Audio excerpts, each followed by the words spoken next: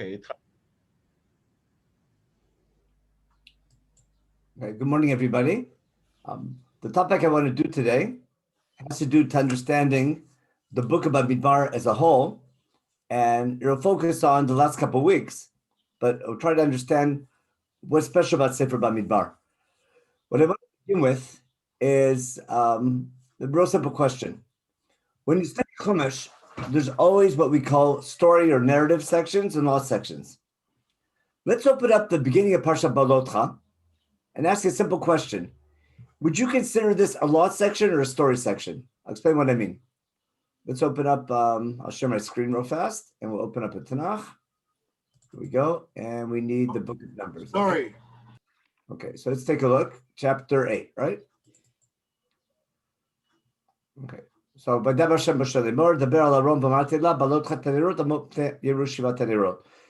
Moshe to tell Aaron, when you light the menorah, make sure to light it the right way. Okay? And Aaron does it, but God said. Okay? And then we have a technical thing about the menorah. Now,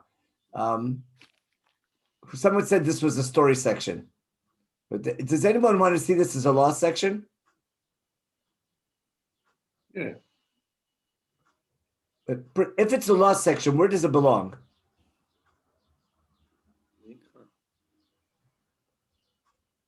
Let's take a look, for example. Shemot. Put it this way. Where in the Chumash do we have similar laws about the menorah? Shemot. Yeah, in Shemot, in Parshat Truma, I think we had all these laws, didn't we? Yeah. Now, so if it's a law section, it would belong in Parshat Truma.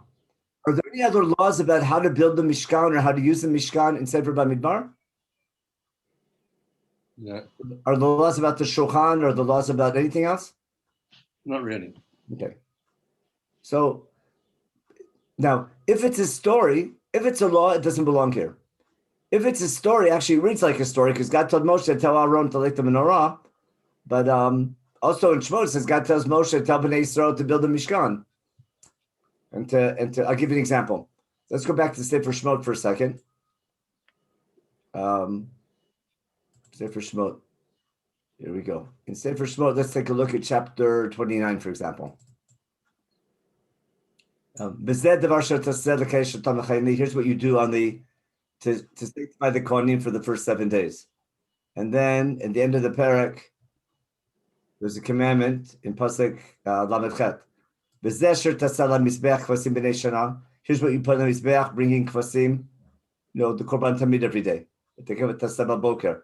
So that's a law about how to use the Mishkan. So if Parshat, the first lines of Parshat Balotcha would be here, it would make sense to be in Shemot.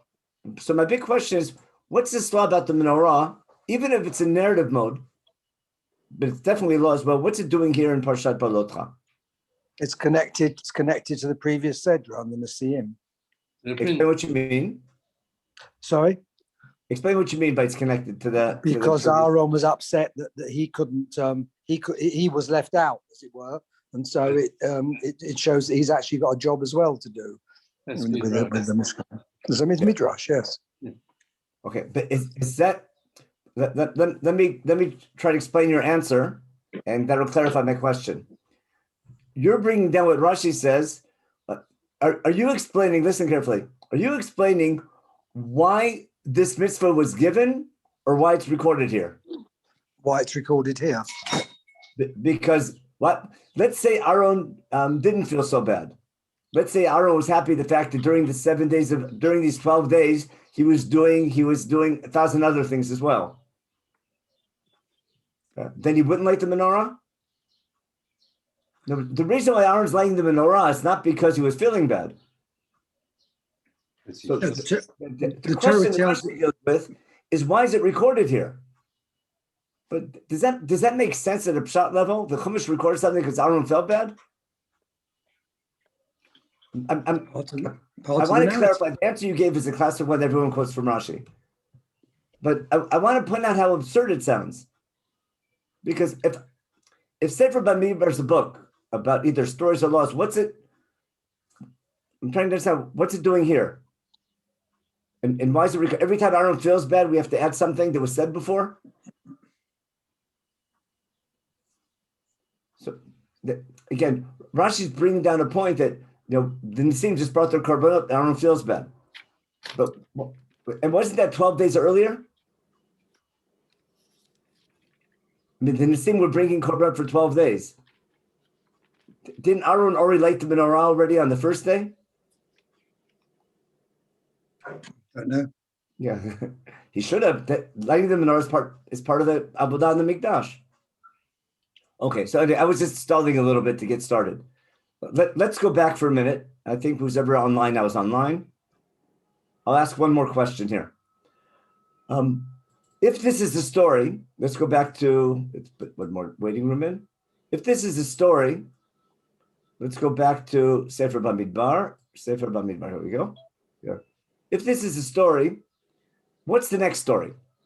God tells Moshe, take the Levites and cleanse them.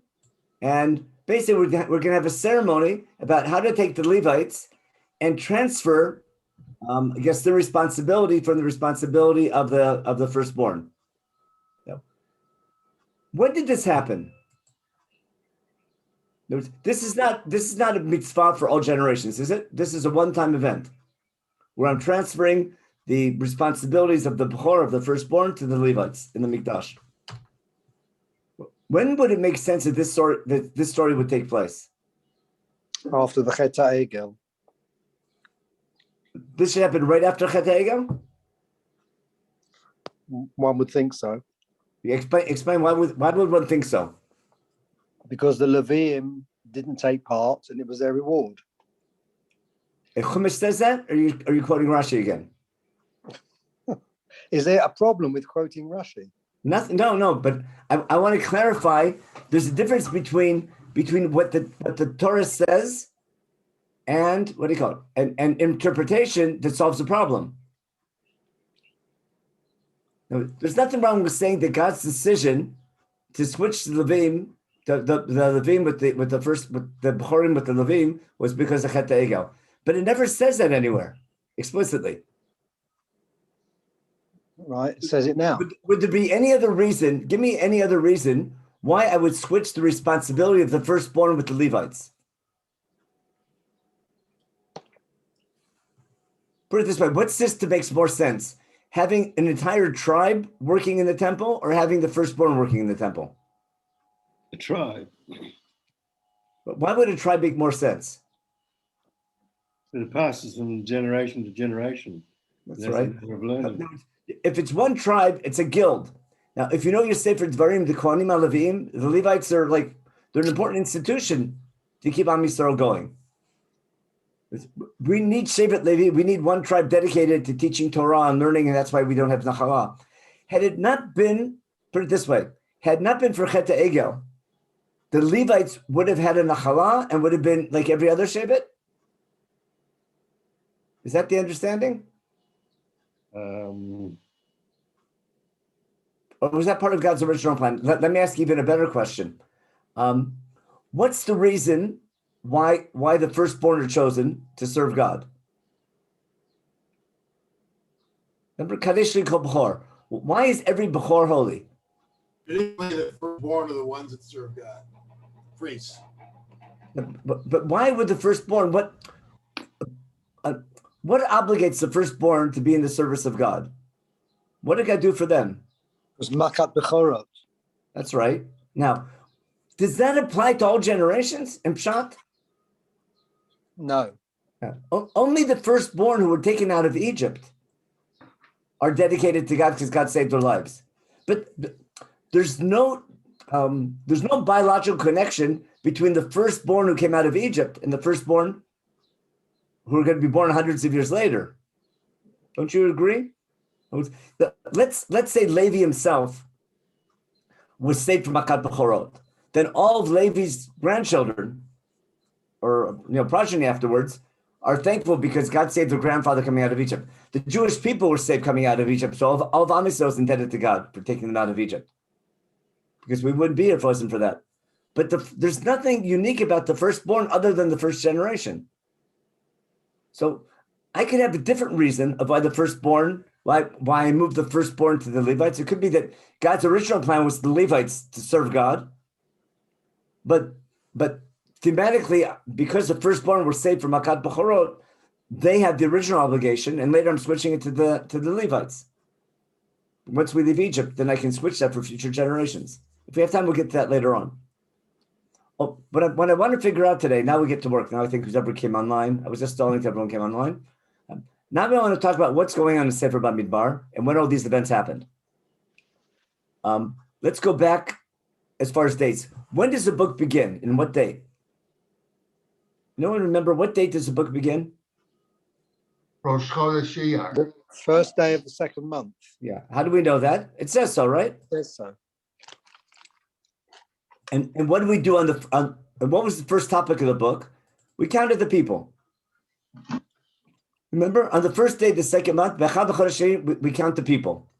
Now, anyone remember how many people we counted? What was the grand total at the end of the chapter? 603,550. 603,550, right? Where does it say that there? Yes. Yeah. Were the people ever counted before? Yes. Yeah, When? when they gave the half shekel. And when did they do that? When Moshe asked for the half shekel following Yom Kippur. No, when they built the Mishkan, when they built the Mishkan after Yom Kippur, that's like 6 months earlier. And how many people did they count back then? Exactly the same. The exact same number. In Parshat Pekudei, we get the exact same number. So how could it be that a half year later we have the exact same amount of people? First count didn't include the Levium, did include the Levium, and this count doesn't. Okay, that's one answer they give. Which makes it even more. Did it, but that's an amazing coincidence, isn't it? Mm-hmm. Now, how do you know they counted the Levium the first time around? It says so. It says so? Let's take a look. It's in Parshat Pekudei, right? In Perek, let's go to Parshat Pekudei and Sefer Shemot, maybe chapter 38, I think. Here we go. The Kior and, no, chapter 37, my mistake.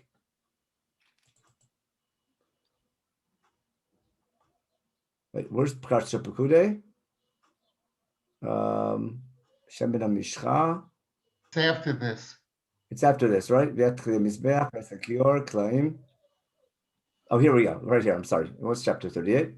The Kesef Pekudei Haida. Okay. Mat Kikar 1750 וכולי. Bechel go Maxita Shem Peshekal Kol over El Pekudim. Besim Shana V'Mal Shishbot Elef V'Shosh. It doesn't say which tribes they counted. Now the assumption is it's all the tribes because we didn't make any distinction yet. But in theory, it could be that already beforehand, this decision not to count Levi might have been decided. Now, that's a big question. Was Shevet Levi already chosen before Chet HaEgel or after Chet HaEgel? Because who comes to Moshe's assistance with Chet HaEgel? Shevet Levi. Who learned that Shevet Levi was not in the Shibud? Didn't you learn that? That Shevet Levi had a different status in Egypt? Aren't their numbers way less than everybody else? Remember, Aaron's already in a leadership position before Moshe is chosen. Shevet Levi seems to be special even before we come out of Egypt. And it could be it's the exact same count. I'll try to give a reason for it soon. Now, what I want to do now, I want to do a timeline. Let's go back and try to understand what's going on in Sefer Dvarim, in Sefer Bamidbar. In Sefer Bamidbar, the first thing we're doing, we're counting all the tribes and we're going in. Look at the order. Who do we get first? Ruvain, Shimon, Levi, Yehuda. Yisachar, Zvulun. I'm sorry. I'm sorry. That's my mistake. That's the beginning of Shemot. We want to get the beginning of Bamidbar. You were right over here before. Here. What's the order of the tribes? Ruvain, Shimon. We skip Levi, right? Because he's not being counted. Yehuda, Yisachar, Zvulun. That's all Bnei Leah. Agreed? In order. Bnei Yosef, Ephraim, Menachem, Binyamin. In order. Okay. Dan, Asher, Gad, and Naphtali. That's all the Bnei Shvachot, not exactly in order, but all the Bnei Shvachot together. That's a nice simple order. But then when we count them, something strange happens. We go Ruvain, Shimon, and Gad. Anyone notice that? We go Ruvain, Shimon, and Gad. How did Gad move up next to Shimon? Then after Gad, then we have Yehuda, Yisachar, and Zvulun. That makes sense. That's how he had them before. So Gaza, Bnei Yosef, Ephraim, and Hashem, Binyamin. That makes sense. And then we have Dan. Then we have Dan, Asher, and Naphtali. So for some reason, God moved up next to Shimon before Yehuda. But the reason is simple, because that's the order of the camp. Now, after we count them, what do we do next? We organize them into 4 battalions. And now the 4 battalions make sense. Why? Because who's going to come first now? We begin with we start with Degel Machane. I'm sorry. We have all the we begin with Degel Machane Yehuda. And who's with Yehuda? Yehuda comes with Yisachar and Zvulun. Yehuda's group moved to the front. Then we have Reuven's group, Reuven, Shimon. But even though Levi should be with Reuven, Levi's not counted because he's not in the army. And therefore we move God because we need 3. You understand what happens? We need 3 tribes in each battalion. Mm-hmm. So Reuven's a natural leader because he's the Bechor. He goes with Shimon and should go with Levi, but Levi had to leave. I need someone to replace Levi. Yehuda is a natural leader, and he goes with the Issachar and Zvulun. Dan is the leader of the Bnei Shvachot. 4 tribes. He has 4 tribes, and therefore one of them has to move up. Reuven, Shimon's camp is missing a tribe, but they're Bnei Leah, and therefore they take from Zilpah, Shifchat Leah, and they take the oldest from Bnei Zilpah, which is God. So that's how God moves to their camp. And then we have Degel Machane Ephraim, because he has the status because of Yaakov's blessing, with Menashe and Binyamin, and that's the 4 battalions. Got that? Now, this all happened when? On the first day of the month. The first day of the second month, agreed? But it seems like that's when they're organized. Let me show you something. We're going to skip to Perek Zayin for a minute, which we read last Shabbos. Remember the Nisim, when they bring their korbanot? What order did the Nisim bring their korbanot? Anyone pay attention? Take a look in Perek. According to the printed. When the Nisim bring their korbanot. Vayem akriva rishon et korbanot nachshon ben Yehuda v'lamata Yehuda. Who's the next Nasi? Actually, I could do this. Yisachar. Yeah. Let me do this in a better. I'll do this in a better Tanakh. You'll see it much easier. This way. Let's do it in a Bamidbar Perek Zayin. Here, you do it in Girsama for a second. Here. Look at the order of the tribes in here. Yom Rishon, we have Yehuda. Next day, we have Yisachar. Next day, we have Zvulun. Then we have Ruvain, Shimon, and Gad.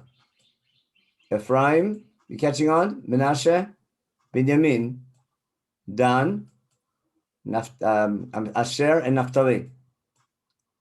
Did anyone notice that? No.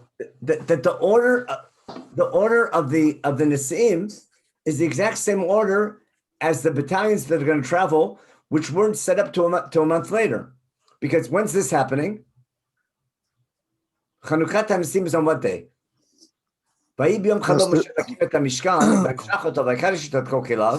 of Nisan. That's the first of Nisan. That's explicit in the end of Sefer Shmot, right? So 2 questions now. Why is it that on the first of Nisan, the order that we only find out about a month later is already set? Why is the amount of people that we're counting the exact same number? Okay. And why is it out of order? I hope you realize that the book is out of order. Now, let's go back a little bit. Perek Zayin is Rosh Chodesh Nisan, agreed? Now, look at the end of Perek Vav. Birkat Kohanim. When was this commandment given? Is this commandment given now? Or was it given earlier? presumably now, even though Aaron did it on his own earlier. Yeah. When did Aaron do it earlier? By Yom HaShmini. On Yom HaShmini, that's in Sefer Vayikra on Yom HaShmini, which is also Rosh Chodesh Nisan, wasn't it? Yeah. Here's a parsha that belongs in Parshat Shmini. And there's no reason why this law would not have been given before the Mishkan was set up. But I'm trying to point out, let me just summarize what I'm trying to point out. Something strange is going on in Sefer Bamidbar. It's jumping all over the place. And let me just summarize it real fast. Okay? Perek Aleph and Bet is a mifkad where it's on the first day of the second month.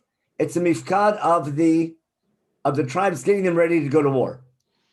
Organizing into 4 battalions, getting the army ready. Perek Gimel and Daled is quite different. Perek Gimel and Daled is organizing the Levites and giving them jobs. But there's no reason to wait until the second month to do this. This should have been all organized before they put the Mishkan together. The job of the Levim is to work in the Mishkan. And everyone has different jobs with different parts. So to count the Levim, Hakrevet Matel Levi, and let him serve. There's no reason to wait a month after Hakamat Mishkan to do this. This all should have been done before Hakamat Mishkan. Because what God says, I took the Levim from Bnei Israel instead of every Bechor. Okay? And he doesn't explain why here, does he? He says, why? Kili kol Bechor, I got every Bechor when I took him out of Egypt. Got it? And that's why I own the Bechor. But now that I'm transferring that responsibility now to the Levites, and Chumash doesn't explain why. But we count the Levim, and we give them jobs. But there's no reason why that would not have been done before Hakamat HaMishkan. So again, it doesn't make, even though it's next to the first 2 prakim when we count when we count the army. But again, when we count the army, we got the same number we got before we built the Mishkan. So keep that in mind. So that's Perek Gimel and Daled. Now, Perek Daled is Gimel and Daled go together. It's the same topic, organizing the Levites. Look at chapter 5 for a minute, real quick. In chapter 5, the first 3 psukim make sense. What's God tell Moshe to do? Tell Bnei Yisrael, send out of the camp anyone who's tameh. I just organized the camp, so now that I mentioned organizing the camp, it makes sense to send out the Tmeim. That related. But look at the next topic. Pasuk Hey. Vaydaber Hashem Moshe lemor. Daber bnei Yisrael ish ish ki yaseh mikol chatot adam limon b'Hashem v'ashma nefesh hahi v'yitvadu achatam asher chatu v'yishiv et hashamo. Okay. V'im ein liish goel v'yishiv Hashem mushav lo v'chulei. Basically, if someone owes money, if someone had to bring a korban Hashem, it's called Hashem Gzilot. So you return the item and you add a chomesh. But let's say the person who you took from, who you owe the money to, is no longer with us and he has no what do you call it? No Yoshim, no successors, no heirs. So what happens? It goes to who? It goes to the Kohen. No, that's definitely not a story section, is it? That's a law section that belongs where? It belongs in Vayikra, doesn't it? We had these laws in Vayikra. It was before, we had in Vayikra Perek before. Now, then we have the laws of Sota that don't belong here at all, do they? The laws of Sota is a law about Korbanot. It's done in the temple and belongs in Sefer Vayikra. Perek Vav, the laws of Nazir, is a law section. It's not a story. Remember? It's all about Korbanot. It could easily be in Sefer Vayikra. Okay, Birkat Kohanim belongs in Vayikra. Perek Zayin is the story of Yom Hakamat Mishkan. We had the exact same story in Sefer Shemot at the end of in Perek Mem in Sefer Shemot. But let me just prove this to you real fast. Look at the first line. I want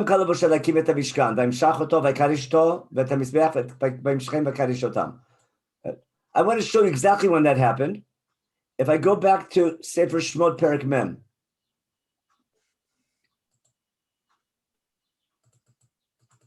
it's word for word. Okay? God tells Moshe, on the first day of the first month, put the Mishkan together. And what's it say? Pasuk Tet, V'lakachta et shemen ha-mishkan u'mashachta et ha-mishkan v'et kosher bo. Okay? U'mashachta et mizbach olav v'et kavikidash et ha-mizbeach.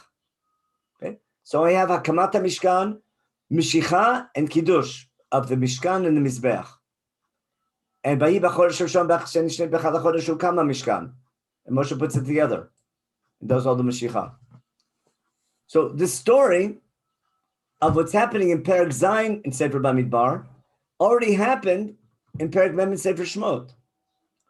So also I want to do, I'm pointing out something in Sefer Bamidbar is really strange. It's what's in the book and what's not in the book. And that was my introduction. What I want to clarify in the class today, the book and what's not in the book. What's going on in Sefer Bamidbar? Because it's jumpy like crazy. When I try to put it in order, it's baffling what's going on. Now, I don't know if you printed it out. I sent a source sheet. I'm going to share it. I'll share my screen. And let me just summarize it real fast and show you what's going on in the book. I'm going to take Sefer Bamidbar and put it through a centrifuge. Meaning, I'm going to differentiate between two things. I'm going to differentiate between what I call ongoing narrative and mitzvah l'dorot. Mitzvah l'dorot are laws for all generations that we have in any law section in Chumash, like all the laws of korbanot in Sefer Vayikra, like in Parshat Vayikra. How to bring korbanot in Parshat Tzav, which korbanot you bring in Vayikra, who can come to the Mikdash, the laws of Tuman Tara in Tazria Mitzorah, for example. Laws of Yoshim to you. There's classic law sections Chumash, and there's classic narrative in Chumash. Sefer Bereshit is all narrative. Sefer Shemot, up until we get to Har Sinai, is all narrative. Even the story of the Mishkan is all narrative. So again, Sefer Vayikra was mostly laws. Sefer Shemot, the first half of Shemot, and all Bereshit is all narrative. But even in Shemot, when I have a law section, it's part of the narrative. Let's take a look at what's happening in Sefer Bamidbar. Yeah, I hope you see the screen. Let me make it a little bit bigger. I'm going to review what we did. I'm going to do this for the entire book and show you what's happening. Wait a second. Here we go. Make it a little bigger. Okay. So the first 4 chapters is organizing the camp. That's part of the narrative. In chapter 5, we have laws of Hasham, Sotah, Nazir, and Birkat Kohanim. All laws belong in Sefer Vayikra and easily be in Vayikra. And these laws have nothing to do with the ongoing story. Then in chapter 7, we had dedicating the Mishkan by the Nisim. Agreed? Which was a month earlier, of Rosh Chodesh Sisan. So it's the story itself is out of chronological order. Okay. Then we had the ceremony where the Levim replaced the B'chorim, which also makes sense. It should have been done before Rosh Chodesh Sisan. Then we have the story of Pesach in the desert on the 14th of the month. And then people asking to bring Pesach Sheni. Okay. Then we have the laws of Chatzatzrot, we'll see, which gets them ready for travel. And we ask for a tour guide. We'll take a look at that in a minute. But I want to show you the first 10 chapters is all preparation for leaving Har Sinai. Now, it's basically the story of how the camp gets ready to leave Har Sinai to travel to Israel. But that story is interrupted by some laws. Hope that's clear. Then I want to take a look at this section real fast, what I call the first 10 chapters, preparing for leaving. If I cut out chapters 5 and 6, what I want to show you, if I cut out chapters 5 and 6, the first 10 chapters make a lot of sense. I'll try to explain why. Let me begin with something, just something logical. When we leave Egypt, we should have gone to Israel directly, but we can't go to Israel directly because we have to get to Torah first at Har Sinai. So it takes 7 weeks till we get to Torah. That we can understand. After we enter a covenant in Har Sinai to become God's people, we should have gone right to Israel, become God's people. Why don't we go to Israel right away? Because Moshe goes up for 40 days to get more laws, but when he comes down, we have Chet HaEgel. And because of Chet HaEgel, the whole covenant is broken, basically. And Moshe has to renegotiate the covenant. He prays for 40 days, and then we get the second covenant, the second Luchot 40 days later. Basically, from Matan Torah until Yom Kippur, 3 sets of 40 days, what's happening? We're going nowhere because the relationship is in crisis. So until God declares his midot rachamim, until he's willing to change his covenant and be forgiving, Am Yisrael can't travel anywhere. After God declares his midot rachamim on Yom Kippur, when Moshe comes down with the second luchot, Moshe asks God, now will you travel with us? Remember, Yelech Hashem b'kirbeinu, even though we're on Kshe'oref? And God says, I can forgive you, but not so fast. God says, if you want me to travel with you, if you want my Shekhinah to be with you, prove to me you're worthy. And therefore, we have to spend 6 months of rehab building the Mishkan for God's Shekhinah to return. Hope that's clear? Meaning, to conquer the land of Israel and be God's people, we need God in our midst. To have God help us conquer the land, which is formidable. Without God's help, we can't conquer the land. But in order for God's help to be with us, God has to dwell with us. If God's not dwelling with us, we can't conquer the land. Because of Chet Ego, God says, I'm not dwelling with you. He takes the Shekhinah away. God's willing to forgive us, but he tells us, if you want my Shekhinah to return, build me a Mishkan. Remember, Varsud Mikdash v'Shachanti b'tocham. And for the next 6 months, they build a Mishkan. What's the proof? Let's go back to the end of Sefer Shemot and get the date straight. Okay. At the end of Sefer Shemot again, look at Pasuk Yud Zayin. It's the first month of the second year. The first day of the first month, second year. They put everything together and look what happens. The Shekhinah returns on Rosh Chodesh Nisan. And then Moshe can't go in because they're not so great, but then God calls him in Sefer Vayikra. And then now that the Shekhinah is with us, when the Shekhinah would go up, Am Yisrael would travel. Remember, V'yalot ha'anan me'am Mishkan yisu b'nei Yisrael, v'im lo yeh ha'anan v'lo yisu, ki ha'anan Hashem el Mishkan yomam ve'ish tiyalai labo le'nei kol Yisrael b'chol ma'aseyam. God is with us in all of our travels till we get to Israel. So we were waiting for the Shekhinah to return. That's why we don't go to Israel until Rosh Chodesh Nisan.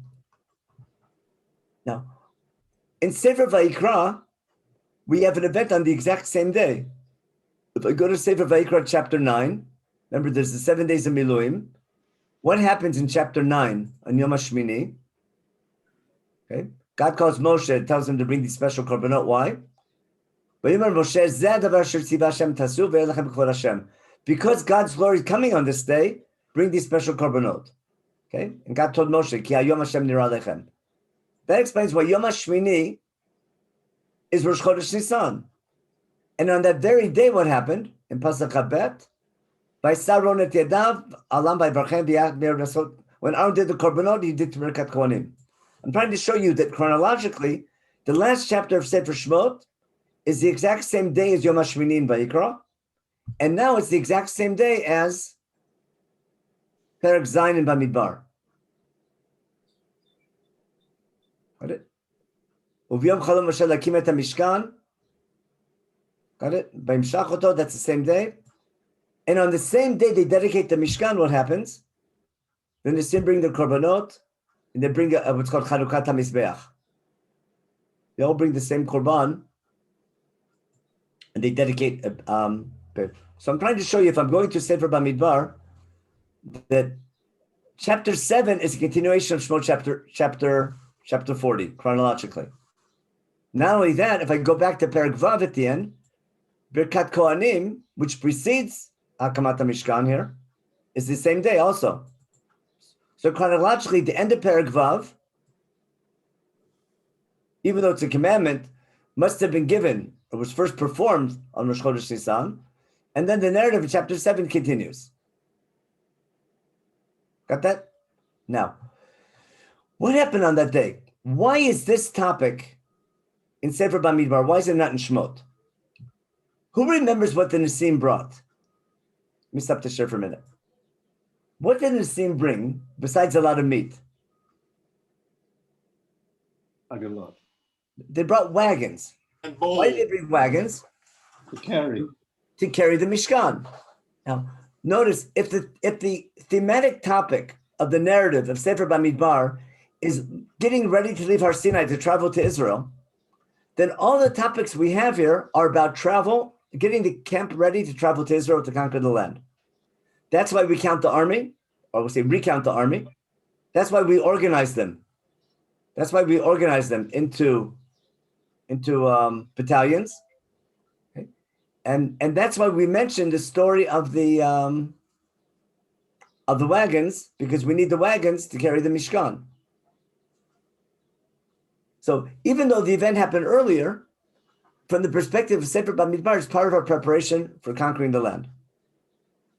Now, but there's another reason why. Once the Mishkan is built, we should go directly to Israel. Why don't we leave to Israel on the second day of Nisan?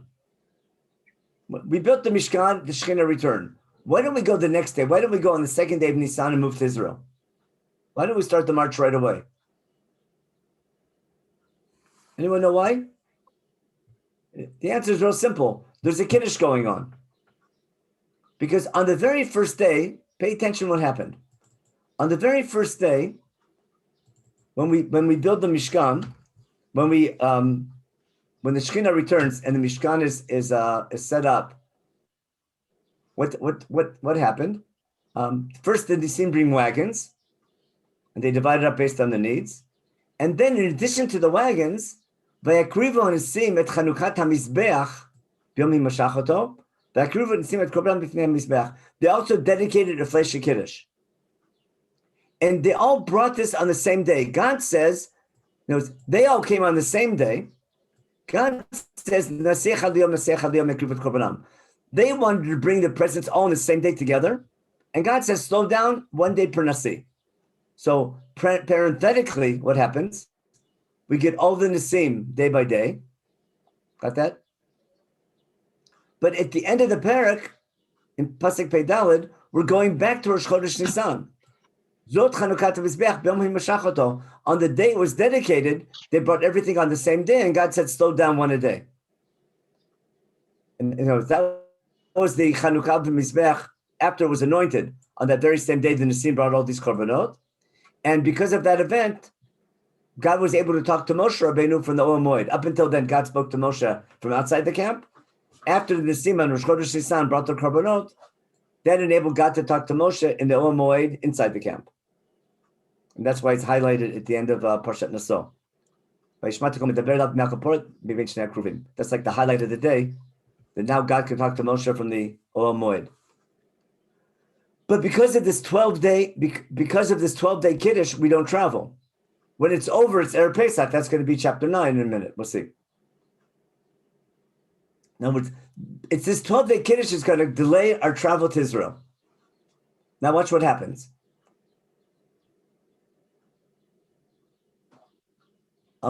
Whose idea was it to bring these wagons? Okay, what happened? On the day of Chanukat HaMizbeach, the day of Mizbeach, the Nisim, on their own initiative, decide to bring wagons. And what does God say? God tells Moshe, you know what? It's okay. Take it then, and you can use it to serve the Mishkan. Someone tell me your own idea when it comes to the Mishkan. Who tried something very similar? What else happened on the very same day? Someone else took an initiative on the very same day.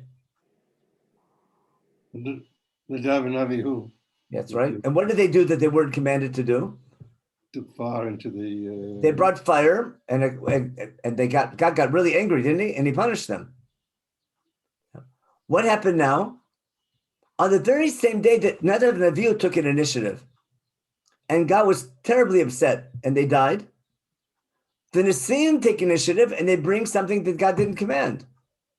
But this one, God accepts, and what Nadav and Avihu did, he doesn't accept. Do you realize how complicated that day was? Now, I have a question for everybody to think about. What event happened first, do you think? Do you think that first the story of Nadav and Avihu dying happened on that day, and after that the Nisim brought their korbanot? Or first the Nisim brought their korbanot and their housewarming gift, and afterwards, before the Nadav and Avihu incident? I can give you an answer based on another midrash. Okay, go ahead. The first day when Nachshon ben Aminadab brought his korban, he's not referred to as Nazir. And the reason was that they were his nephews, and he was very upset about what had happened, and therefore they don't call him a Nazir because he's like almost sitting shiva. His mother who was married to his sister who was married to. So according to that midrash, the Nisim bring their korban after they did that. Yeah. Now, which would be pretty scary, right? Put it this way: there's no doubt the Nisim planned to bring this present way before Hakamat HaMishkan. That's not a last-minute decision to bring so many animals and wagons. That's something you prepared weeks ahead of time. They brought it on the day, but there's no doubt the Nisim had a committee already weeks beforehand when they're planning what present are we going to bring on this big day. But what I'm trying to show you, there's two initiatives happening that day. Okay? One God accepts and one God doesn't accept. Anyone want to suggest the reason why? What's the difference between what the Nisim do and what Nadav and Avihu do? Depends on the motive. Yeah. Because Nadav and Avihu, I guess you call them maybe, there's lots of reasons. There's no explicit reason, but all the reasons people give, it's all about them. They want, God says, here's the protocol, what to do, and they go and change protocol. They want a piece of the action. They want to be part of the ceremony. Or they're bringing a sarah, something God didn't command because it's saying a lack of faith that God will bring thing. Or maybe they went in drunk or something like that. What they did, it was all about them. Now, what the Nisim are doing, they're all thinking about helping other people. What do? The Levites have to schlep the Mishkan. You know what? I'll give them wagons to help carry the Mishkan. That's thinking about other people. The Kohanim need vessels for the Mikdash. They give bowls and spoons and cups, right? Filled with flour. Okay? And for the people, they dedicate a flesh kiddush. They bring nothing for themselves. They bring everything for other people. They bring something for the people, a flesh kiddush. They bring for the Kohanim to work in the temple, different vessels, and solet and ktoret. And for the Levim, they bring wagons. So that initiative God helps, God likes. Now, but on the same day, remember, on the very same day, the Nisim take an initiative. They bring the Korban again. Remember, God said one day at a time, but on Rosh Chodesh Nisan, all the Nisim brought everything on that same day. That was a massive initiative, and I think they planned on bringing it beforehand, and they brought it. But before they presented it, then Nadav and Avihu died, before they offered it. And it could be even maybe because the Nisim were bringing their present. Maybe that's what maybe that caused maybe Chasha Datosha and Nadav and Avihu. Maybe that's how they wanted to bring their Eish Zarah. Maybe, who knows? What's important for me is after Nadav and Avihu died, does that affect Aaron's behavior? Who remembers the story about Aaron and Moshe getting into an argument? He wouldn't eat the korban after that. Eating. Yeah, they didn't eat the korban, and who got angry? Moses got it. Moshe. That's what I said. What did you do? And who explained what they were up? And what did? Want to take a quick look at that? Aaron explained. That's right. Look in Perek Yud in Sefer Vayikra. In Perek Yud, after Nadav and Avihu bring Eish Zarah Shelo Tziva Otam. Okay, and what happens? God tells Moshe and Natar, like, take the mincha left over, and then what it says follows. Okay. The Sir Chatat, Moshe checked out and was burnt, and Moshe got angry at the Kohanim, saying, "Why didn't you eat the Korban Chatat?" Okay, it's called a Kodashim. God, you have to eat it, and he gives the whole reason why you're supposed to eat it. By Daber Arona Moshe, okay, Dibur is harsh. Aaron speaking harshly. He says, "Hein hayom ikrivot chatatam vetolotam difnei Hashem v'tikrenoti ke'ele." That tragic happened to me. B'chalti chatat hayom hayta ben Hashem. Is that the right thing to do? And Moshe hears and he agrees. So you follow? So Aaron and the sons are reluctant to do avodah after that tragedy. Now, what's the last avodah we do in the temple? What's the last avodah we do in the Mikdash? Up the ashes. Burning the emurim. No, that's all night long. But what's the last formality Yeah, who turns off the lights in the temple? The Kohen lights the menorah. Exactly. Now, and whose job is it to light the menorah? Aaron and his Sure. sons, right? Now, if I'm still, let's go take a look now. If Perek Zayin in Sefer Dvarim, where are we here? I mean, Sefer Bamidbar. Let's go back to Bamidbar Perek Zayin. Listen carefully what's going to happen now. What I proved to you was that chapter 7 in Sefer Bamidbar is Rosh Chodesh Nisan, isn't it? This is Rosh Chodesh Nisan, the same day as Yom HaShmini. It's the same day that Aaron's sons are going to die. And on that day, the Nisim bring all the korbanot, but this is the korban here. Zot Chanukat HaMizbeach b'yom himashach. On the day it was anointed. And the very last line, when Moshe would go in to speak to God, he would speak, that's Rosh Chodesh Nisan. What I'm trying to show you is at the end of Perek Zayin, we're still Rosh Chodesh Nisan. And we're still on the day that Mishkan was dedicated. What's the next avodah that needs to be done? Notice all the korbanot are offered. We have to bring the korban tamid, and Aaron has to light the menorah. Got it? What's the next story? Pasach Perachet. It's still Rosh Chodesh Nisan. We're still in narrative. Vaydaber Shem Moshe Lemor. Daber el Aaron b'matara b'alotchat hanirot amol pnei hanor yerushivat hanirot. Okay. What's God telling Moshe to tell Aaron to do? To light the menorah. Why would I think he shouldn't? He's reluctant to do anything. Because his sons died that day. I'm trying to explain a different reason of why. Remember my opening question? Everyone knows Rashi's answer, which is fine. Of Chashat Dato Sha'aron. Okay? I want to give a different understanding of Chashat Dato Sha'aron. Right? Why is Aaron depressed? And why would he be reluctant to light the menorah or do any more avodah that day? Because his sons died. And therefore, what does God tell Moshe to tell Aaron to do? Even though you lost your two children, your job still has to be, you still have to light the menorah. That's your job. Now, it's not it's not like eating a korban. Eating a korban, I can understand you don't want to do. But lighting the menorah, that's your job. Just like in Parshat Emor, that he doesn't, that the laws of Umina Mikdash Lo Yitzei V'Lo Yichalel Et Shem Olav. Remember that law in Parshat Emor, you continue working and you don't leave the Mikdash when you have work to do? Even though you lost a relative. And therefore, Vayas Kein Aaron Amol Pnei Menorah Ela Neroteh Kasher Tziva Hashem Et Moshe. Now, see Kasher Tziva Hashem Et Moshe again? Aaron continues to doing his work. And what I'm trying to explain is, remember my opening question? If this is a law section, it belongs in Sefer Shmot. But the reason why the menorah is here, it's in real time. It's because we're still in Rosh Chodesh Nisan, and we have a ceremony, and we have to finish the avodah in the Mikdash. And because Aaron's sons died that day, God has to tell Moshe, tell Aaron it's still okay to light the menorah. And Aaron does so. He lights the menorah.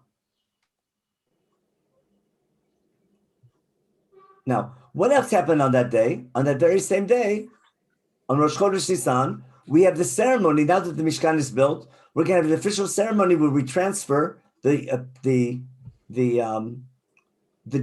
job of the Levim, and we move it from the original job that was given to the firstborn. I still think that was part of God's original plan. Thematically, every firstborn is dedicated to God because he saved them coming out of Egypt. But because that's only a one-time obligation, because future firstborns weren't saved coming out of Egypt. Because there's no genetic connection between those firstborn and later firstborn. Firstborn from other families aren't from the same. The firstborn is not a tribe. It just happens to be born first. And therefore, I need a tribe of Levites to be the teachers for Am Yisrael. And therefore, this also happens to Chodesh Nisan. What I'm trying to explain is that if I follow the narrative of Sefer Bamidbar, it makes a lot of sense. And that's why this opening story in Parsha Balotcha is not only, Aaron felt bad, it's that Aaron felt bad because his sons died that day, and God has to tell Moshe, to tell Aaron, even though that happened, light the menorah. Then, this is still Rosh Chodesh Nisan. That's Perachet. Got it? Now, in the meantime, what do we have in the meantime? In the meantime, we have the 12 days of the 12-day Kiddush. And look what happens in Perek Tet. I'm still want to follow the timeline. Okay. Vaydaber Hashem Moshe b'midbar Sinai Perek Tet. B'shana sheni v'seitem Mitzrayim b'chodesh harishon lemor v'asu b'nesei b'moado b'arba'asar l'chodesh. We had the 12 days of the Nisim, and if they skip Shabbos, it would be the 13th now. If they didn't bring on Shabbos, because whether you bring in a Dava on Shabbos is a good question. But now it's Erev Pesach. You can't travel to Israel Erev Pesach. And therefore, we have the story of Pesach Rishon. But what happened with Pesach Rishon? I'm sorry. There were people who were Tamei. Again, we're Nefesh. It's not fair. And what answer does God give them? They're shopping for a heter. They want Moshe to say, bring it anyhow. They don't want to be left out. And what does God tell them to do? Tell Bnei Yisrael, if you're Tamei, wait a month. On the second month, bring on the 14th. What's that explain? It explains why we wait a month after Pesach Rishon and we don't travel. We don't travel for the first 13 days because of the Chanukah Tadatzim. We don't travel the next 2 days because of Pesach. Now we have to wait a month till we travel, till we bring Pesach Sheni. It seems like we don't want to leave Har Sinai until everyone brings Korban Pesach, because that's your initiation into the Jewish people. That's Korban Hashem. Now, what's that explain? We have a month to kill, don't we? We have a whole month until when? Until we travel now. What do we do? I want to say to kill time. What do we do to pass the time for that month? That explains Perek Aleph. Remember how the book's out of chronological order? Okay. The story in Perek Aleph, where 2 weeks after Pesach Rishon, but 2 weeks before Pesach Sheni, we have a mifkad. Isn't that a mifkad, basically? When you have a mifkad of Bnei Akiva, when you count the people, you don't need to count them. You need to teach them that they count. I need an activity to prepare the people because we're waiting a month until we go to Israel. I'm getting the army ready. I know how many soldiers I have in the army. I counted them back, in Parsha Pekudei. And you take a census once, not even every year. I mean, we take a census every year. But people's ages increment, not on their birthday, people's ages increment like when in the school year and Tishrei. What I want to suggest is, when you say Biben Asim Shana V'Mala, is that the people's ages increment every year on Rosh Chodesh, on Rosh Hashanah, everyone's age increments a year. It's the same thing when you go to school. You're in first grade, second grade, third grade. You don't go to school based on your birthday. You're based on the school year. And the same thing with the army, and the same thing with Machzorim. And therefore, 6 months later, it's the exact same count. It's the exact same people, the same age. But I'm not counting them. I'm not counting the people on the first day of the second month, in the first chapter of Bamidbar, to know how many soldiers we have. I'm counting them to organize the army to get ready to travel to Israel. But the main reason I'm counting them is, as a mifkad, is to appoint them and let them know that they count. I need a ceremony. I need to do something with them to inspire them to be ready for their travel. And that's why the numbers are exactly the same. Because I'm not counting to know how many people there were. It's the exact same count. I'm just recounting them and organizing them and getting them ready for travel. But their order was already set, wasn't it? What was our proof? Rosh Chodesh Nisan, we already have the army order.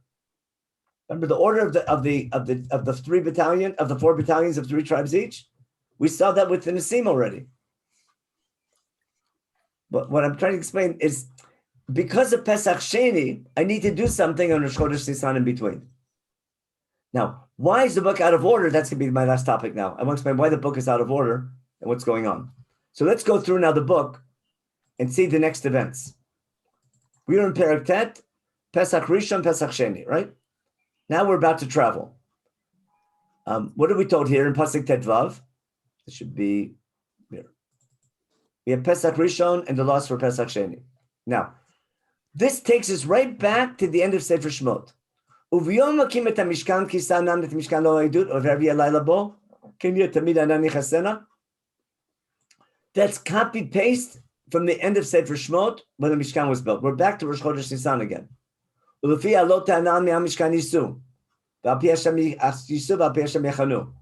that's the whole topic here all the way through. Okay, last one.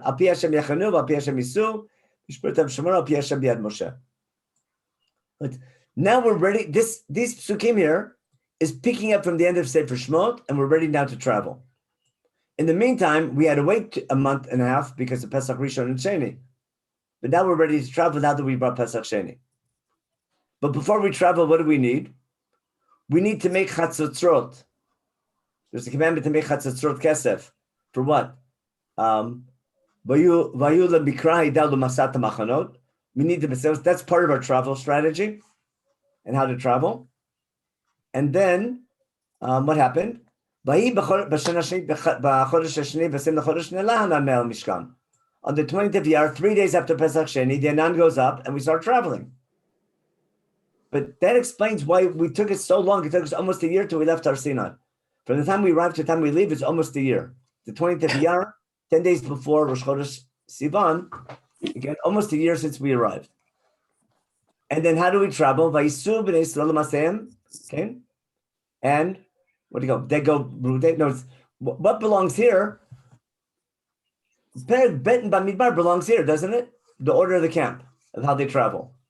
But for some reason, we took a narrative about organizing the camp that was recorded in the beginning of the book, chronologically belongs here.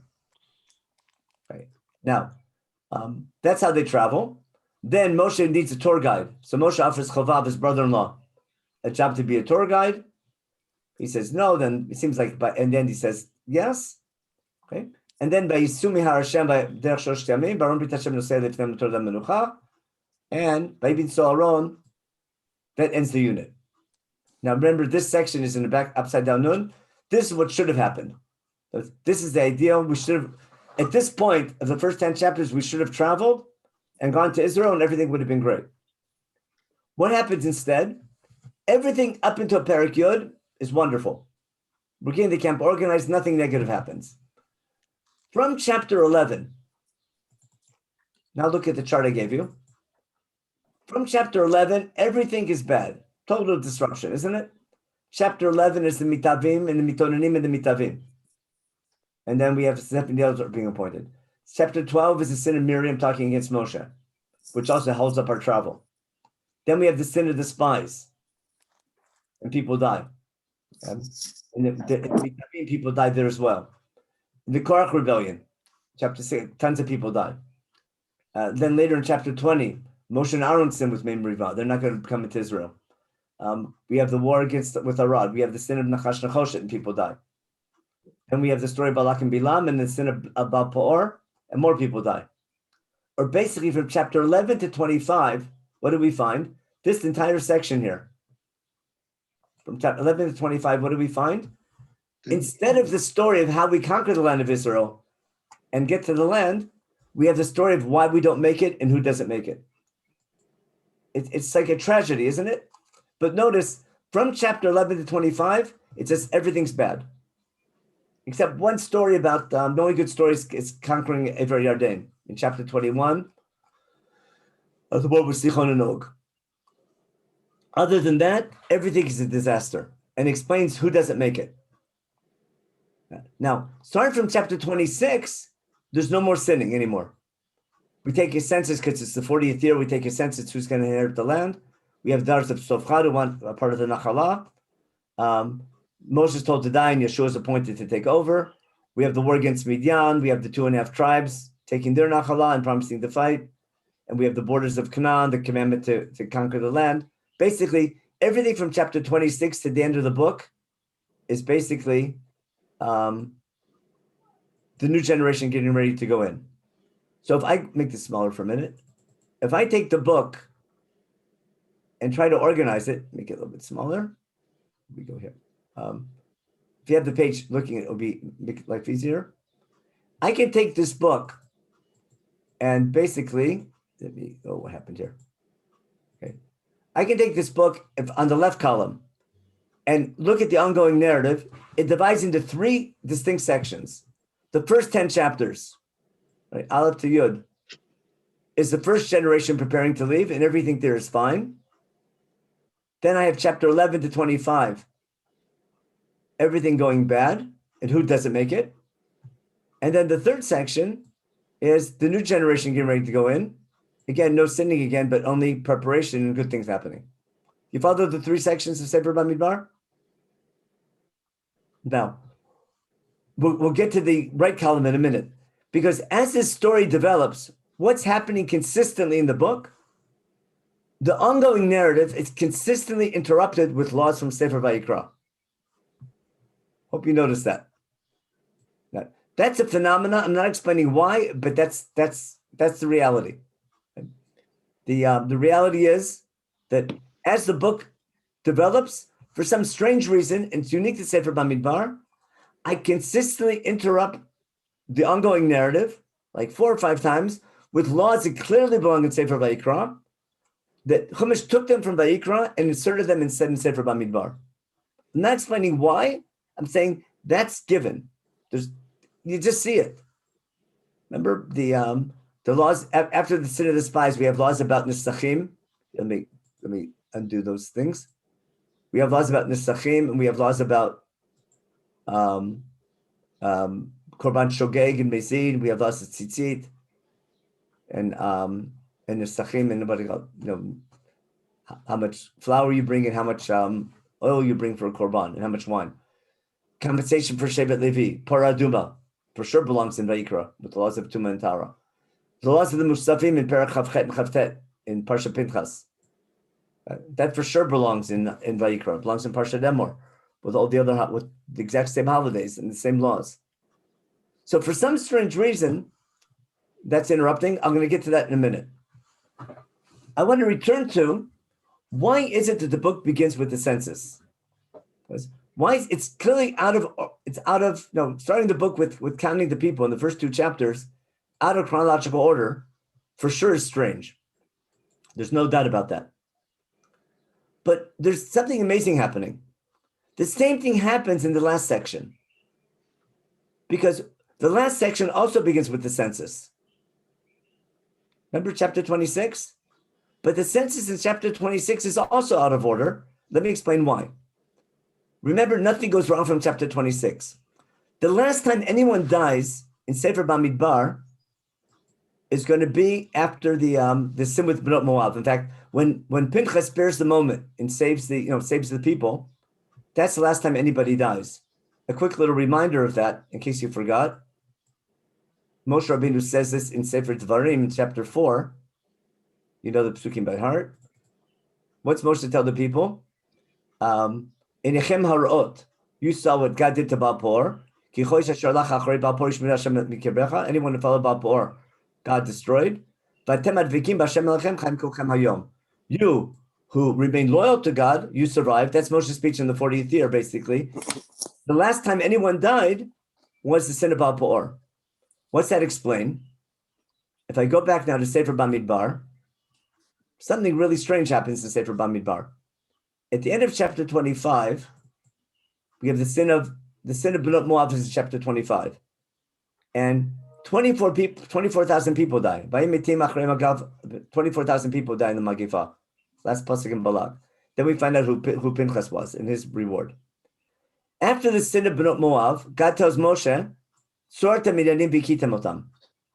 Go fight the Midyanim, and because of what they did to you. What should follow? The chapter 25 now should be followed by the war against Midian, but that's not till chapter 31. But for some reason, we interrupt the story, as whoever died. And now, before I continue the story of getting ready to conquer the land and fight the Midianim and everything, I take a break in chapter 26, and I have a census again. But after the Megillah should be the war against Midian. Instead, there's a parsha in the middle. There's like a parsha in the middle of a pasuk showing there's an insert, and then we have another mifkad. The people going to war again. But what's the purpose of this mifkad? Not to know how many people survived, but rather, Chumash says what the reason is. Okay, what's the good? It was 601,000. Not much of a population growth. By davar Moshe lemor le'elet chaleket aretz benachala. Anyone who survived Baal Peor survived the desert, and they're going to get the land. And therefore, we need a mifkad nachalot. It's a mifkad of the army, but who's ever going to fight to conquer the land gets the nachalot. And that's why it's here. But where does this belong? This whole section doesn't belong until chapter 33. We'll see. In chapter 33, after all the Masa'ot, at the end of the chapter in Pasuk Nun, God tells Moshe in Avot Moav, tell Bnei Israel when you come to, there's a mitzvah to conquer the land, Barashtem et haaretz, Bishaptem ba, and then after you conquer the land, B'nachatem et haaretz b'goral l'bishpochtechem, l'rav tarbu nachato, l'mat tamit nachato, et asher tzeh shema goral shabiyu. The mifkad belongs here at the end of the book in chapter 33. Because after the commandment to conquer the land, that generation, we're commanded to divide it up based on population.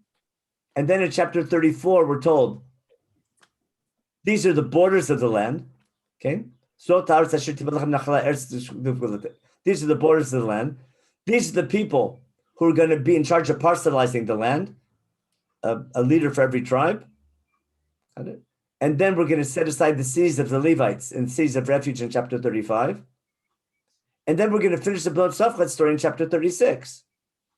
Got that?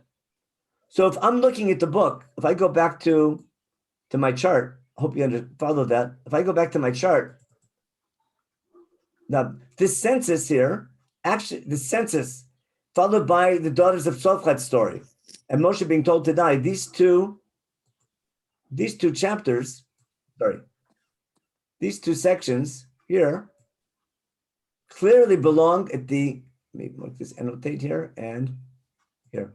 These two chapters belong over here at the end of the book, don't they? They belong here. What do we find? Now, we interrupt the narrative. The narrative, we should go from the sin of Bnot Moav, we should go right to the war against Midian. Got that? What does Chumash do? It inserts the census. Right? It goes out of chronological order, inserts the census where it doesn't belong, even though it belongs clear at the end. So what do we find twice in Sefer Bamidbar? This is the key point I want to make in the share. Okay? I'm not sorry, share again, so I want to make it bigger. What I'm trying to show you, that when I look at the structure of Bamidbar, the ongoing narrative has three distinct sections that make a lot of sense. Getting ready to leave Har Sinai, the first generation, why we failed and who doesn't make it, and the new generation getting in. In the opening section, the first generation getting ready to go in, and the last section where the new generation is ready to go in, I take a census, and I take a census that belongs later, and I move it to the beginning of the unit. Ad kedei kach, to what point? That Chazal called this book Chumash HaPkudim. Got it? For some reason, the book is emphasizing counting every individual, or at least every individual soldier. Now, that objectively is crystal clear, isn't it? I hope. But when I'm looking at the structure of the book is purposely highlighting the counting of the people and putting it at the beginning of each section of the first generation getting ready to go and the last generation getting to go. That's objective. I want to suggest an answer, a reason. I'm not sure if it's right. What I want to suggest is that there's no doubt that Sefer Bamidbar is a failure. This middle section is a terrible failure. The generation that left Egypt never makes it to Israel, and they fall way below God's expectations. And in that book, we blame the leadership left and right, don't we? We blame the 70 elders. We blame Moshe and Aaron. We blame the Meraglim. We blame the tribal leaders are blamed left and right.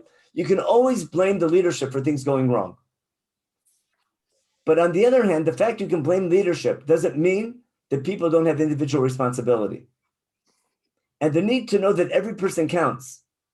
And the way to fix the problems of Sefer Bamidbar begins with every person knowing they're counting. I think that's going to be one of the underlying messages of Chumash HaPkudim. Putting such an emphasis, what happens is when you have a nation, people lose track of the needs, not only the importance of an individual, but people say a lot, it's important to know that every individual is important. That's true. I'm flipping it around. Every individual knows that they're important. It's not that leadership needs to know that every individual is important. Despite bad leadership, every individual knows that they're important and they can fix things and they can do things. and don't spend all your time blaming someone else for what goes wrong. So it's individual responsibility, I think, is almost the answer to the tragedy of Sefer Bamidbar, where even though sometimes you have bad leadership, responsibility still remains with every individual person. And therefore, every person has to be counted and know that they count.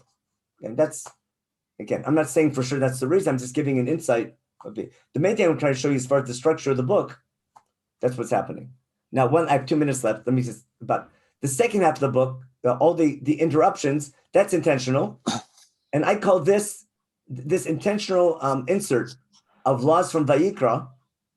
That's the style of the book. I call it a mosaic, meaning what does Moshe Rabbeinu do? When the book is called, edited, redacted, I'm not sure what the right word is, but it's done by Moshe Rabbeinu and God. I'll show you Echeskuni in a minute. But there's a mosaic here, with the pun intended. We're taking narrative, organizing it in a special way for thematic reasons, and we're interrupting the narrative with almost like commercials with laws from Vayikra. What does Chumash want you to do? It wants you to connect between the laws that we're interrupting with and the ongoing narrative. Remember, that's all the Trishot, what someone mentioned in the beginning. What's wrong with Rashi's answer? I love Rashi's answers are great. I wanted to appreciate why Rashi makes those comments. Because the book is screaming Smichut Parshiot. The book is screaming Dorsheni. It's saying, I call it the Pshat of Drosh. The book is screaming, I want the reader to find what's the connection between Nazir and Sota and organizing the camp. What's the connection between taking Chala and taking Nisachim and the sin of the spies? What's the connection between Tzitzit and maybe in Korach's rebellion, or Tzitzit and the spies?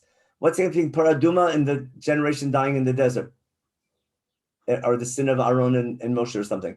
What's the connection between counting the people and the Korban Tminim Musafim, which was brought with the money, with the Machshit HaShekel that we take when we count the people? You follow, there's a census, that we take a Machshit HaShekel and then we use that money for Tminim Musafim. There's all these laws that are interrupted, but Chumash wants us to Doresh. Now let me end the shir with 2 things here. Yeah, we have 2 minutes. Let me make this bigger. There's first the Ramban's introduction. I just want to show you the Ramban paid attention to this, even though he doesn't give a reason. Wait, I want to get this. Here we go. Here. Look at this Ramban. This is what the Ramban says in his introduction to Bamidbar. He says,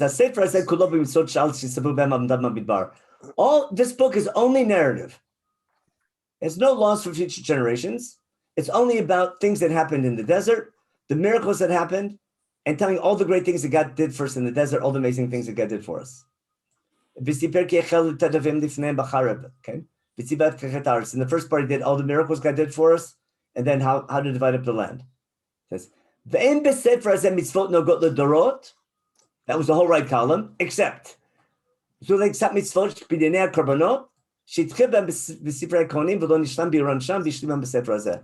Ramban gives a very technical reason, but he notices the chart, doesn't he? Ramban is basically telling you the chart. The book is primarily the left column. Everything in the left column, Ramban says, that's the book, the left column. And the right column really belongs in Vayikra, but for some reason, we started those topics in Vayikra, we finish them here. He doesn't explain why. Chizkuni gives a nicer definition. What's he say as follows. The Chizkuni commenting in Sefer Shmot, when Moshe comes down with the second Luchot, and there it says that Moshe taught everything that he learned on Har Sinai when he came down. He makes the following observation. He says, all the laws, you have it here in English if you want to follow. Moshe taught the people everything that God taught him on Har Sinai. Let me get rid of what happened here. Annotate. Okay, annotate here. I'll just turn that off. Oh, clear. Okay, here. Everything God commanded him on Har Sinai. Okay, he says all the commandments that were given to Moshe Rabbeinu either on the first 40 days or last 40 days, and all the mitzvot that Am Yisrael were commanded were given from Rosh Chodesh Nisan until the 20th of Iyar when we left Egypt. Got it? That's what we just said. All the laws that Moshe got were then. Aval Torah Megillah Nitna. The Torah was given a Megillah at a time. When Moshe would heard the laws, he wrote each one in a Megillah. And Moshe, at the end of the 40th year, had a whole library of scrolls of many different laws and many different stories. He had a whole collection, a whole library of lots of laws. And it comes to the 40th year, the time for Moshe to die, God tells Moshe basically publish and perish. It's time to put it all together before you die. Sider Sefer Torah, how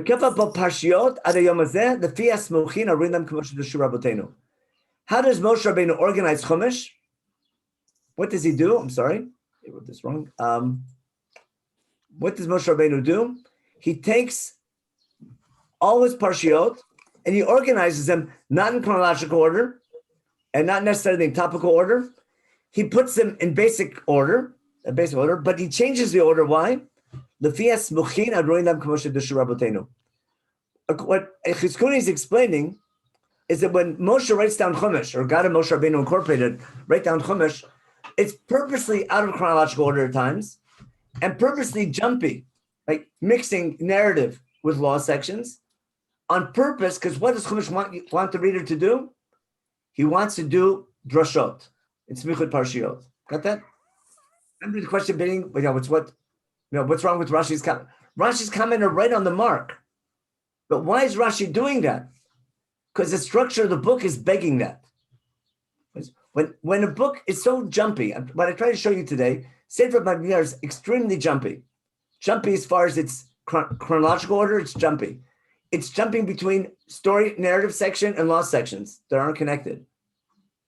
What Chizkuni is explaining is that jumpiness is intentional, and the purpose of that jumpiness is because Chumash wants the reader to notice that and doresh, and try to interpret it.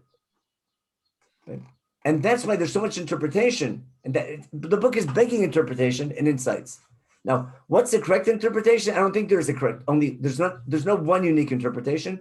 That's what God wants us to do. God wants Rashi and Ramban to argue. God wants Ramban and Ibn Ezra and Abarbanel and later the Mabim. God wants Am Yisrael to suggest different reasons for why this parsha was next to that parsha, and there's no one right answer. And whatever answers Am Yisrael come up with, whatever insights which are meaningful, okay, that's how we grow from Torah study. I call that the shot of drash.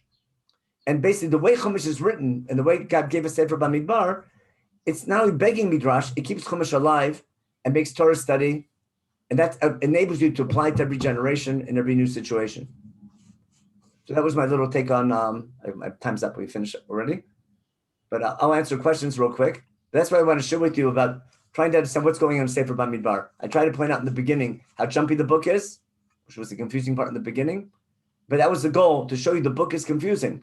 I try to help you put what's confusing about the book, what the order should be, and how it's out of order. And I'm showing you in the Chizkuni why it's out of order and what Chazal did with the fact it's out of order, which explains why there's so many interpretations of why Rashi says this and Ramban says this. And but they're doing something that the book is begging them to do. Okay. Any questions real quick? Because I know the class in 10 minutes. Isn't the Chizkuni somewhat radical when he's suggesting that in fact it wasn't HaKadosh Baruch Hu that actually wrote the Torah in the order that it's in, that actually Moshe decided what order to put it in? I call it Moshe and HaKadosh Baruch Hu Incorporated. And what makes it more meaningful, the fact that the question, did God tell Moshe to do it that way? Is Moshe just doing it because God told him to do it that way? Or did God give it to him that way? In other words, how much is Moshe involved in his final organization? That's a great question. That goes to Moshe Rabbeinu and Sefer Dvarim as well. But you're right. Chizkuni, it can easily be understood that Moshe Rabbeinu is responsible for the for the jumpiness, and Moshe wants us to be Dorish. But whoever it is, God gave him the right to do that. God gave him the divine right to. Okay. But I call it Moshe and HaKadosh Baruch Hu Incorporated. So it's from Al Pi Hashem B'Yad Moshe. How's that? We saw that in Bamidbar. Fine. Okay. Thanks everyone very much, and have a good summer, everybody. Oh, thank you. Check the chat real fast. What was in the chat? Where's it 40? Yeah. Okay. The large gap in the narrative you mentioned is really interesting. It seems like there's a gap of 40 years or 38 years in between. That's why Chazal say that a lot of Parshanim say that the reason why the laws of Parah Aduma are here if chapter 20 is the 40th year, which you can argue. In Korach, we're not sure when. We actually don't know when Korach happened. We really don't know when Moshe Rabbeinu happened. But assuming that the 40th year begins here and there's 38 years in between, the gap is filled by the laws of Tara from Tumat Met, which is beautiful, isn't it? What's gonna sort of instead of telling the story about how the whole generation died, we have laws of Tara from Tumat Met, which will explain why that law from Bamidbar is moved here. So that's the exact example of Smichut Parshot, which is beautiful. Okay, so that answers that question. Okay, I'm going to stop the share and we can leave the meeting. Okay, everyone have a good day. You as well.